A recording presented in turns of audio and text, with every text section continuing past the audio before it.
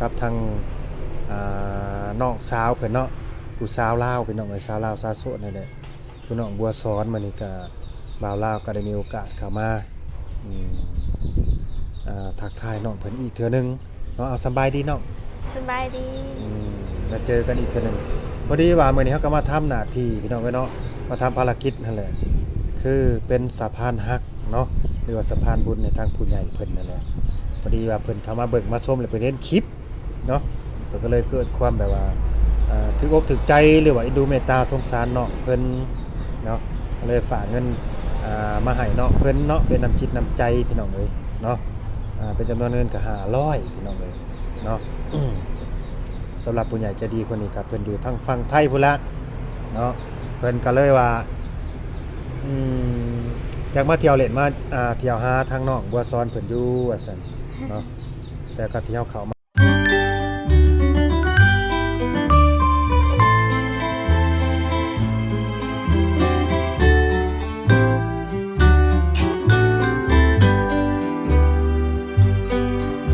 มื้อนั้นก็คือว่าแล้วเพราะว่าทางน้องเพิ่นบ่มีโทรศัพท์หั่นน่ะก็มีคนแบบว่าขอข้อมูลการติดต่อน้องมาหลายอยู่เด้แต่ทางโตแอดมินนี่หรือว่าอ้ายนี่ก็จนปัญญาคือกันจังสิติดต่อมาทางใด จังสิติดต่อมาทางใดเนาะ มีแต่รอแบบผู้ใหญ่ใจดีหรือว่าหนุ่มๆใจสปอร์ตอะไรพี่น้องเอ้ยที่ว่าสิซัพพอร์ตโทรศัพท์น้องก็คือน้องเว้าแล้วว่าถ้ามีคนใดคนหนึ่งที่ว่ากล้าซื้อโทรศัพท์ให้น้องหรือว่าซัพพอร์ตโทรศัพท์ให้น้องน้องสิมักเลยน้องเนาะ แม่น น้องสิมักเลยก็บ่ว่าหลายเนาะเอาเงินให้น้องเพิ่นก่อนอันนี้เป็นจำนวนเงินน้อง ขอบใจเด้อ โดยเอาแลกเป็น เงินกีบมาพี่น้องเอ้ยเนาะตามจุดประสงค์ของผู้ใหญ่เพิ่นว่าให้แลกเป็นเงินกีบมาให้น้องเด้อว่าซั่นก็เลยแลกมาให้เนาะอันนี้ก็น่าสิเป็นครั้งแรกของน้องเพิ่นเนาะที่ว่าได้รับแล้วก็ได้เงินจากผู้ใหญ่ใจดีเนาะ แม่น คิดว่าสิได้อยู่บ่น้องบัวสอน โอ้โห ฮะ โอ้โห บ่ฮู้เลย แม่น บ่คิดเลยเนาะ แม่น เจ้าสิได้หลายกว่านี้ได้เจ้ายังสิได้หลายกว่านี้คันเจ้าสิเอาได้เพิ่นสิให้หลายกว่านี้ ได้เจ้าของเงินเพิ่นก็ว่าอยากมาเที่ยวเล่นแล้วก็อยากมาเที่ยวหาทางน้องน้องสิสะดวกให้เพิ่นมาบ่ มาได้ มาได้เนาะ แม่น เพิ่นจะเอารถส่วนตัวเพิ่นมาพุ่นใดเพิ่นมีรถส่วนตัวที่เพิ่นขับมาโลดเพิ่นเคยมาลาวอยู่หั้นนะพี่น้องเอ้ยเพิ่นเอารถส่วนตัวเพิ่นมาเลยสำหรับหนุ่มใหญ่ใจสปอร์ตคนหนึงก็ดีเพิ่นก็เป็นหนุ่มโสดเนาะที่ว่าบ่มีครอบครัวแล้วเนาะเราก็สิอย่าห่างกับครอบครัวนั่นแหละเป็นหนุ่มโสดหนุ่มใหญ่เนาะก็มักแล้วก็ชื่นชอบแล้วก็สนอกสนใจสาวลาวอยู่เพิ่นว่าแต่ก็ทางตัวน้องนี่ก็น่าสงสารเพิ่นว่าหลังจากที่ได้เบิ่งคลิปได้ชมคลิปมื้อนั้นก็เห็นสภาพแล้วก็ตามที่น้องเว้าว่าอยู่กับพ่อแล้วก็คืออ้ายพวกอ้ายๆนี่เขาก็มีครอบครัวไปแล้วแม่นบ่ แม่นมีของโปมันแล้ว มีครอบครัวไปแล้วแต่ทางตัวน้องก็ว่าอยากมีคือกันว่าซั่นนี่นะครับ แม่นบ่น้อง แม่น อยากมีคือกันเพิ่นว่ามั่นใจบ่น้องว่าอยากมีคือกันนี่ มั่นใจ มั่นใจเนาะกะมันก็สุดแล้วพี่น้องเอ้ยเนาะก็สุดแล้วแต่จุดประสงค์ของไผของมันนั่นแหละสุดแล้วแต่ความพึงพอใจของไผของมันเพราะว่าของมื้อนี้มันห้ามกันบ่ได้พี่น้องเอ้ยเนาะพอฮอดงามฮอดเวลามันแล้วมันสิไปห้ามกันคนมันอยากสิไปห้ามให้เขาอดอยู่อดกินมันบ่ได้ได้แม่นบ่น้องบ่สอน แม่น คนมันอยากให้เขากินอหย่างประมาณนี้นะสิไปห้ามบ่ได้บ่แม่นแนวห้ามแต่เฮาก็บ่ได้ไปแบบว่าใดๆเขาตัวเฮาเองก็บ่ได้ไปแบบว่าซักน้ำเด้อพี่น้องเด้อเนาะบ่ได้ไปแบบใดๆออกความคิดความเห็นบ่ได้ไปแนะนำไปชี้ทางให้ว่าต้องเอาแนวนั้นแนวนี้เด้อบ่อันนี้มันก็ขึ้นอยู่กับคนสองคนเนาะขึ้นอยู่กับตัวผู้เกี่ยวเองนะเฮาก็มีแต่ทำหน้าที่เป็นสื่อให้เท่านั้นเนาะคือให้คนสองคนนี่ได้มารู้จักกันได้มาพบเพาะกัน ได้มาหักกัน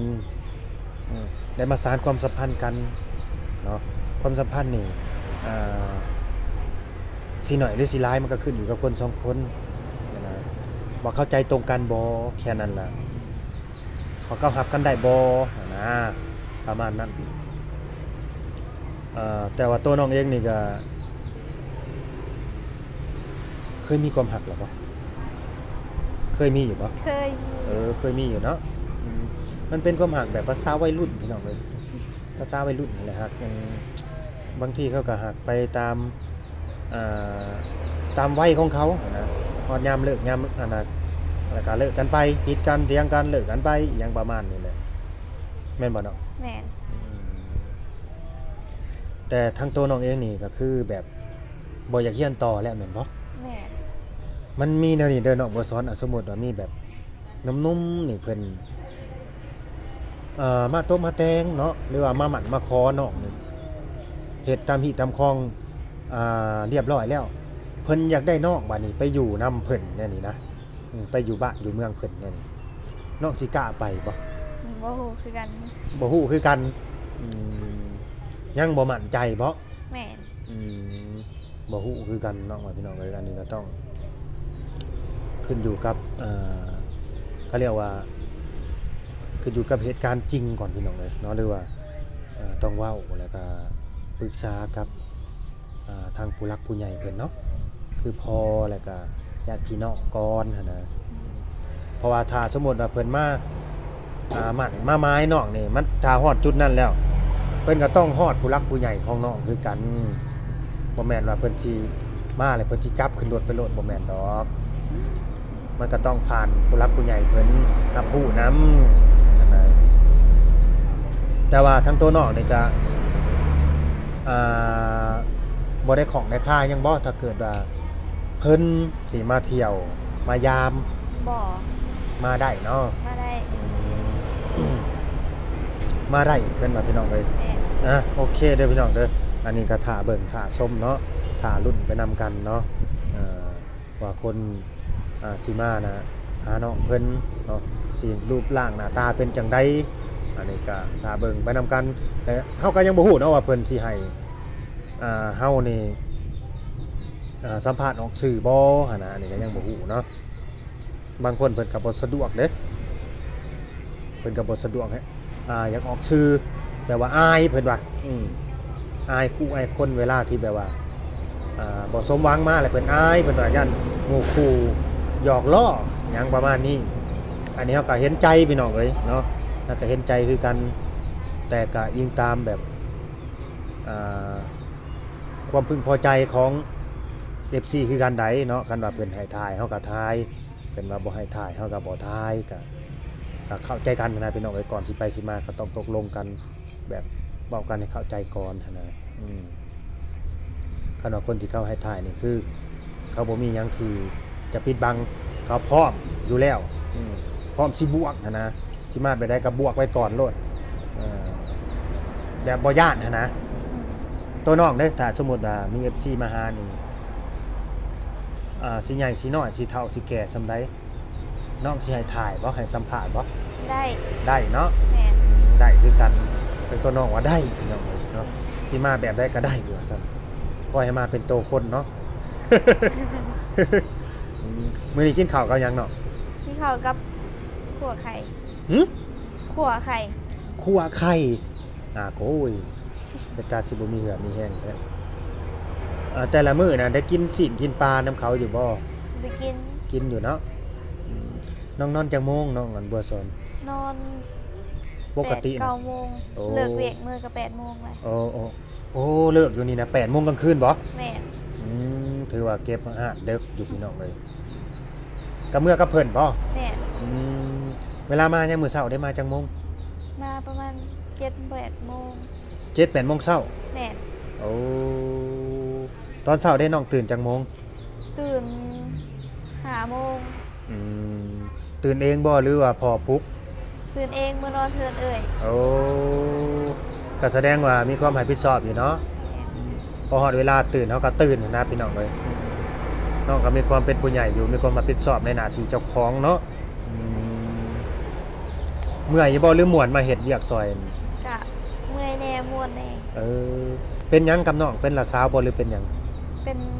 ลูกป้า โอ้เป็นเอื้อยเนาะ แม่ อืมอืมอืมอืมเป็นลูกป้า ลูกป้านี่เอื้อยของพ่อบ่ เอ้ยของแม่ โอ้เอื้อยของแม่มีศักดิ์เป็นเอื้อยของน้องคนนี้ก็ดีเนาะ แม่ อืมพี่น้องเอ้ยเนาะจังได๋ก็ขอบุญขอบคุณทางผู้หลักผู้ใหญ่เพิ่นเนาะที่ว่าให้ทางเฮานี่แหละเป็นสื่อเนาะเป็นสะพานหักสะพานบุญให้ก็ขอให้เพิ่นอยู่ดีมีแฮงพี่น้องเอ้ยสมหักสมหวังทั้งสองคนนั่นแหละเนาะคันว่าสิเป็นแบบว่าแนวใดก็เขาเรียกว่าบุญวาสนาบุญนำพาให้มาเจอกันกันเนาะขอให้เพิ่นสมหักสมหวังอะไรได้เจอแต่คนที่ดีแล้วก็จริงจังจริงใจน้องก็อยากเจอคนดีๆอยู่บ่ อยากเจอ คนที่มาดูแลแล้วก็ซัพพอร์ตน้องได้เนาะ แม่ ให้ชีวิตการเป็นอยู่ของน้องดีขึ้นซื้อรถให้ขี่ซื้อโทรศัพท์ให้ใช้ซื้อทองให้ใส่อย่างประมาณนี้นะ อยากใส่สร้อยทองอยู่บ่น้อง อยากใส่ เออเดี๋ยวสิได้ใส่อยู่ดอกเดี๋ยวเพิ่นสิให้ซื้อให้ใส่อยู่ดอกคันน้องมันฮับเพิ่นได้หั้นนะเพิ่นก็สิซื้อให้เบิดนั่นล่ะโอเคเด้อพี่น้องเด้อก็จะได้จบคลิปเนาะฝากกดไลค์กดแชร์กดติดตามพี่น้องไว้เนาะก็สิบ่หลายอย่างแล้วมันสิยืดสิยาวเนาะเอาสบายดีน้องสบายดี สบายดี โดย